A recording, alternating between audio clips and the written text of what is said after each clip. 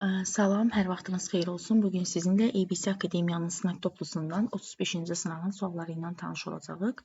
Başlayaq birinci sualdan. Bəzi xəstəlik törədən bakteriyalarda antibiotiklərə qarşı dözümlülüyün əmələ gəlməsi nəyin nümunəsidir? Burada söhbət hərəkət və et seçmədən gedir. Hərəkət və et seçmə nəticəsində bakteriyalarda, siçanlarda, siçovullarda kimyəvi zəhərlərə və antibiotiklərə qarşı davamlı formalar yaranmışdır.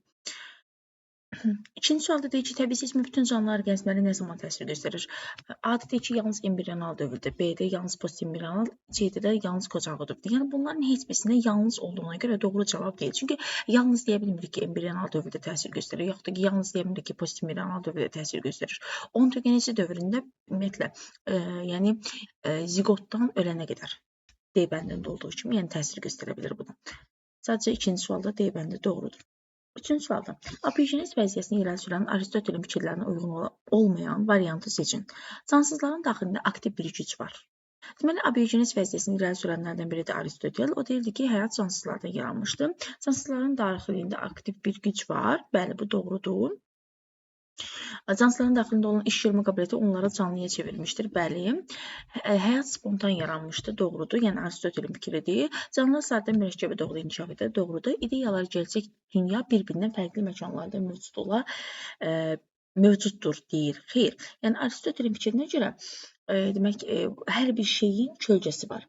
Onun kölgəsi və özü eyni məkandadır. Yəni bunlar ayrı-ayrı məkanlarda mövcud ola bilməzlər. Ona görə E bəndi burada uyğun olmayan fikir olacaq. Dördüncüdə deyir ki, biri xloroplastlarla mitokondrilərin oxşar xüsusiyyəti deyil. ATP sintez etmə, hər ikisində ATP sintez olunur. İkiyə bölünmə yolu ilə çoxalma, hər ikisi ikiyə bölünür. DNT-yə malik olma, hər ikisində var. Ribosoma malik olma, hər ikisində var. Amma pigmentə sahib olma xloroplasta aiddir, amma mitokondrilərdə olmur. 5-də deyir ki, mədə şirəsində xlorid turşusunun azalması pepsinin azalmasına səbəb olacaq. Yəni xlorid turşusu azalanda pepsin azalacaq. Bu da zülalların həzmində problemlər yaradacaq. 5-ci sualda da cavab A bəndi oldu.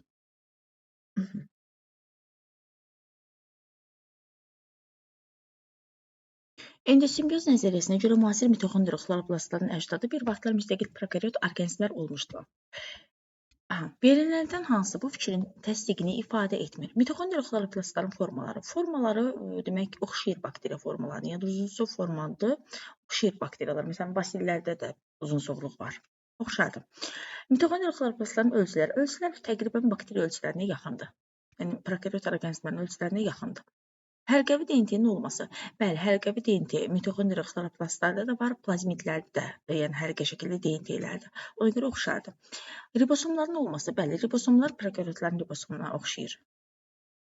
Düz molekul şəklində iki zəncirli DNT-nin olması. Düz molekul şəklində iki zəncirli DNT xeyr, yəni belə bir DNT quruluşu ümumiyyətlə mitokondri xloroplastlara xas deyil. Ona görə E bəndi burada yanlış olacaq.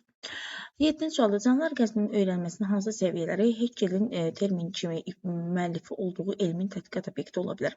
Haeckel deməli ekologiya terminini elmə gətirmişdir və canlı orqanizmin öyrənməsinin hansı səviyyələri, yəni ekologiya elminin tədqiqat obyekti ola bilər deyir.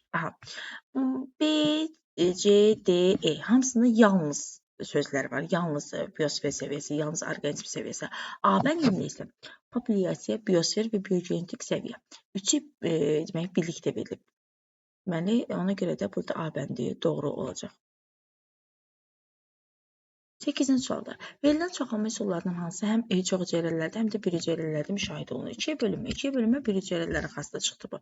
Spor. Spor demək götürək. Bakteriyalarda da məsələn spor var. Yox, üzr istəyirəm, çoxalma deyil.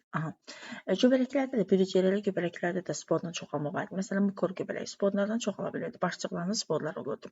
Eləcə də çox hüceyrələrdə də sporla çoxalma var. Məsələn, mamırlar, qıcı kimilər. Ona görə İkinci ortaq tərəfdir. 3-ə baxaq, tumurcuqlama. Tumurcuqlama, məsələn, maye göbələkdə tumurcuqlama yolu ilə çoxalır. Sonra, məsələn, hidralarda çox hüceyrəlidə tumurcuqlama yolu ilə çoxalır. 4-cüdə də şizogoniya yoludur. Şizogoniya malariya parasiti bir hüceyrəlidə şizogoniya yolu ilə çoxalır. Çox hüceyrəlilərdə şizogoniya, demək, çox hüceyrəlilərdə də şizogoniya varmı? Demək, yoxdur onlarda şizogoniya. Ona görə burada D bəndi demək olmayacaq. Sadəcə ikinci və üçüncü uyğun cavabdır. Bu da C bəndində verilmişdir. 9-cu sualda deyir ki, verilənlərdən biri xarici qıcıqlanmaya aiddir. Qanda tiroksitin hormonu artdıqda ürək döyüntüləri artır. Tiroksitin hormonu artırsa bu qalxıran mənzərə vəzin işidir. Yəni daxili amildir. Qanda timozin hormonu azaldıqda, yenə də timozin hormonu azalırsa bu demək timus vəzin işidir. Daxili amildir. Qanda tiroksin hormonu yenə də daxili amildir. Arxasınca it düşən insanın qanda adrenalin miqdarı artır. Arxasınca it düşüb, xarici amildir burada. Və bundan sonra qanında adrenalin miqdarı artıb. Somatotrop hormon artdığı zaman boyun artımı sürətlənir. Bu da demək daxili amildir. Sadəcə burada E bəndi xarici amil oldu. Orqanizmdə ən az rast gəlinən maddələr mübadiləsinin pozulması bu zülal mübadiləsidir. Yəni ən az rast gəlinən zülal mübadiləsinin pozulmasıdır. İnsan üçün havanın ən əlverişli rütubəti ümumiyyətlə 18-20 dərəcə temperatur və 40-60% rütubətlik, yəni insan üçün əlverişli bir şəraitdir. Yəni burada A bəndində göstərilmişdir. Canlıların bitkilər və heyvanlar aləminə ayrıldığı geoloji zamanda göbələklərə rast gəlmək olardımı? Proterozoy nəzərdə tutulur. Yəni proterozoyda artıq canlılar bitki və heyvanlar aləminə ayrılmışdır. Göbələklər də var idi, bəli. Hətta orada ilk dəfə demək ibtidai göbələklər yaranmışdı. Xeyir verib çıxırıq. Bəli, çünki bu dövrdə yalnız bakteri göbələklərinin xeyir, yanlışdır bu. Bəli, çünki ilk ibtidai göbələklər yaranmışdı. Bəli, C bəndi doğrudur. Deyir ki, bəli, bu dövrdə göbələklər aləminin maddələri geniş yayılmışdır. Xeyr, geniş yayılmamışdır. Sadəcə C bəndi doğrudur. 13-də deyir ki, yırtıcı sürünənlər insanla eyni dövrdə yaransaydı, Perm dövründə hansı aramorfoza rast gəlinməzdi? Yırtıcı sürünənlər insanla eyni dövrdə yaransaydı, artıq Permdə yaranmış olmayacaqdı da, Permdən daha sonraları yaranacaqdı. O zaman Permdə dişlərin ixtisaslaşması, yəni Permdə həm yırtıcı sürünənlər yarandı, həm də dişlərin ixtisaslaşması baş verir bundan sonra. Əgər yırtıcı sürünənlər yəni insanla eyni dövrdə yaransaydı, o zaman Permdə dişlərin ixtisaslaşması aramorfozuna rast gəlinməyəcəkdir. D bəndi, yəni burada uyğun cavabdır. Sonra deyir ki, bir yuxu siklində lənc yuxu fazasını davam etmə müddəti, tez yuxu fazasını davam etmə müddətinə minimum nə qədər çoxdur? Demək, minimumunu soruşur bizdən. O zaman biz belə götürək, lənc yuxunu minimum götürək, tez yuxunu maksimum götürək ki, ən kiçik qiymət alaq, minimum qiymət ala bilək. Lənc yuxu 1,5 saatdır. Ən az götürəcəyimə görə, yəni minimum götürəcəyimə görə 1 saatdan götürürəm. Tez yuxu fazası da 10-15 dəqiqədir, səhər yaxınsa 20-30 dəqiqədir. Mən maksimum götürürəm ki, onu 30 dəqiqə götürürəm ki, minimum qiymət ala bilim. Buradan da 1 saatdan 30 dəqiqəni çıxanda qalır 30 dəqiqə. Yəni 30 dəqiqə burada minimum qiymət olacaq. Yəni B bəndi burada uyğun cavab olacaq. Temperamentin əsas komponentləri hansılardır? Burada elə A bəndi uyğun cavabdır. Fərdin ümumi fəallığı, onun hər iki aktivliyi və emosionallığı. Sinir sisteminin tipləri. Sinir sisteminin tipləri demək 4 tipi var idi. Bu tiplər anadan gəlmədir və fərdin inkişaf prosesində dəyişilə bilər. B bəndi uyğun cavabdır. 17-ci sualda deyir ki, xəstədən tərkibinə bakteriya olan material götürülməsi və xüsusi qidalı mühitdə əkilməsinə əsaslanan metod necə adlanır? Burada artıq danışılır bakterioloji müayinə üsulundan. Yəni xəstədən bakteriya olan material götürülür, xüsusi mühitdə yetişdirilir və bundan sonra isə bakteriyanın növünə görə antibiotik təyin olunur. Sonra seroloji üsul verib. Seroloji üsulda da qanda antitiyələrə görə bakteriyanın növü təyin olunurdu. E bəndi də burada da uyğun cavab. 19-cu sualda bakterial xəstəliklərin diaqnostikasında istifadə olunan hansı metod müvafiq antibiotik seçimi müalicəyə başlamaq imkanı verir? İndi dedik ona, bakterioloji müayinə üsuluydu. Deməli, bakteriyalar olan mühitdən nümunə götürülürdü, bakteriyanın növü təyin olunurdu və ona görə də müalicə yazılırdı, antibiotik seçilirdi. 19-da da C bəndi uyğun cavabdır. Antibiotiklər haqqında verilmiş yanlış fikri seçin. Müasir dövrdə bütün antibiotiklər pensilinin sərəfləridir. Bəli, doğrudur. İlk dəfə Fleming tərəfindən əldə edilmişdir. Doğrudur. İnsan, heyvan, bitki xəstəlikləri müalicəsində tətbiq olunur. Doğrudur. Uzunmüddətli tətbiqi mikroorqanizmlərdə hərəkət və seçməyə səbəb olur. Bəli, dözümlü formalar yaranır. Yalnız bakterial xəstəliklər müalicəsində istifadə olunur. Xeyr, yanlışdır. Viruslardan törənən xəstəliklərdə də istifadə olunur. Düzdür, viruslara birbaşa təsir etmir, amma virus infeksiyalarının ağırlaşmasının qabağını alır. Ona görə burada E bəndi yanlış fikirdir. Yalnız dediyinə görə. Göbələklərin törətdiyi xəstəliklərə aid olmayan seçim mikozlar adlanır. Bəli. Doğrudur. Antibiotiklərdən uzun müddətli istifadə nəticəsində baş verə bilər. Bəli, göbələk xəstəliyi baş verə bilər. Doğrudur bu. Parazitlər yalnız dəridə yerləşir. Xeyr, yalnız dəridə deyil. Qaraciyərdə, nə bilim, gözdə, sidik cinsiyyət yollarında və s. Yəni müxtəlif yollarda ola bilər bu. Ona görə də bu C bəndi buradan yanlışdır. Dəmirov xəstəliklərə aiddir, doğrudur.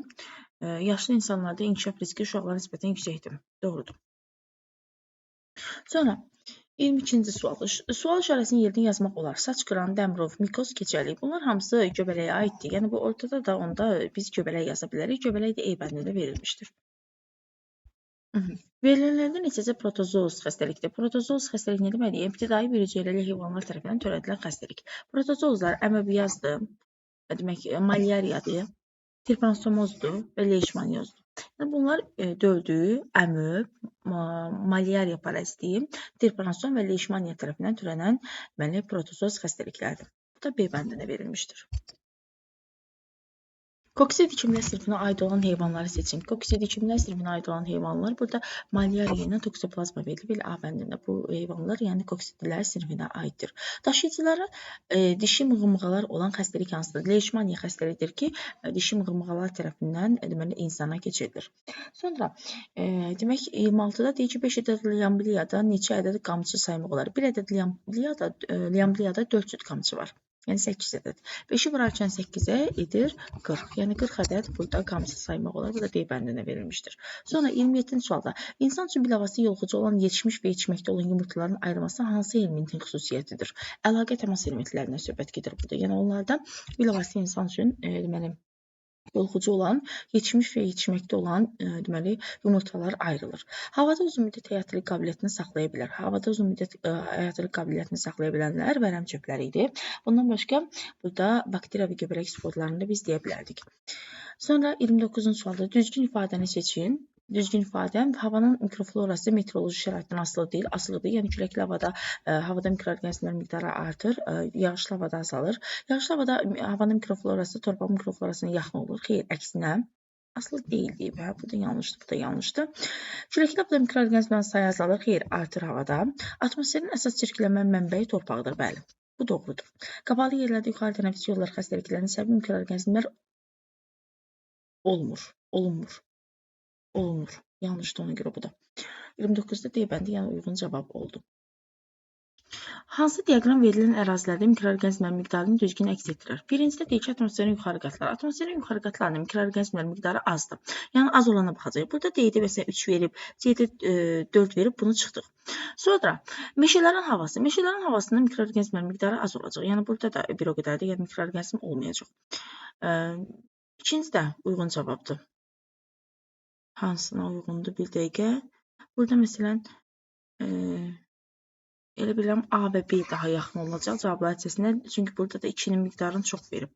Sonra üçdə ki, insanların çox olduğu qapalı yerlərdə təbii ki, burada maksimum miqdarda olacaq. Ən çox burada olacaq. Qarlı dağ zirvələri, bura əlverişsiz şəraitdə canlıların yaşaması üçün az olacaq miqdarı. Torpaq lavanın təmas yeri. Torpaq lavanın təmas yerində də çox olacaq. Yəni bu cavabların içərisində baxıram ki, 3-ün ən çox olduğu A bəndindədir. Bir də E-dədir. Amma E-ni nəyə görə götürmədik? Çünki orada 2-də meşələrin havasında az qalar, yəni insanın çox olduğu qapalı məkana, yəni 3-ə yaxın verib bunu. Ona görə bu uyğun deyil. B də uyğun deyil, sadəcə A bəndi uyğun oldu. Yenicə kəsilmiş sağlam heyvanın ətində olan mikroorqanizmlər haqqında hansı fikir doğrudur? Yenicə kəsilmiş sağlam heyvansa, yəni bunun ətində mikroorqanizm olmayacaqdır. Amma kəsilmə prosesində o taxtadan, nə bilim, kəsən alətlərdən falan mikroorqanizmlər keçə bilər ki, eləcə də daşınma prosesində falan. Hansı mikroorqanizmlərdir? Süd turşusu bakteriyalardır bunlar. Məsələn, bağırsaq bakteriyalardır. Yəni bunlar yoluxa bilərlər. İndi deyək ki, bizə hansı fikir doğrudur? Hansı fikir doğrudur? Baxaq. Sağlam heyvanın ətində bəzi hallarda patogen şərti patogen və şərti mikroorqanizm var idi, amma sağlam demək olmaz. Deməli, bu yanlışdır. B-də deyək ki, sağlam heyvanın ətində az və ya çox miqdarda mikroorqanizm ola bilər, onun bağırsağına daxil olmuşdur. Xeyr, yanlışdır bu. Sağlam heyvanın əzələsi təmiz olur və bura daşınma, kəsilmə və sair hallarda mikroorqanizmlər daxil olur. Bəli, bu doğrudur. Deyək ki, sağlam heyvanın ətində olan bağırsaq bakteriyaları xəstə heyvanın bağırsağından yoluxa bilər. Xeyr. Ətin içərisində sonradan daxil olmuş bakteriyalar onun keyfiyyətinə təsir göstərməz. Xeyr, keyfiyyətini aşağı salır. Xəstə heyvanın əti vasitəsilə insana yoluxa bilən xəstəliklər. Burada hansı xəstəliklər idi? Vərəm idi, bruselyoz idi, bir də qarayara idi. Yəni 2-3-5. 2-3-5-də A bəndində verilmişdir.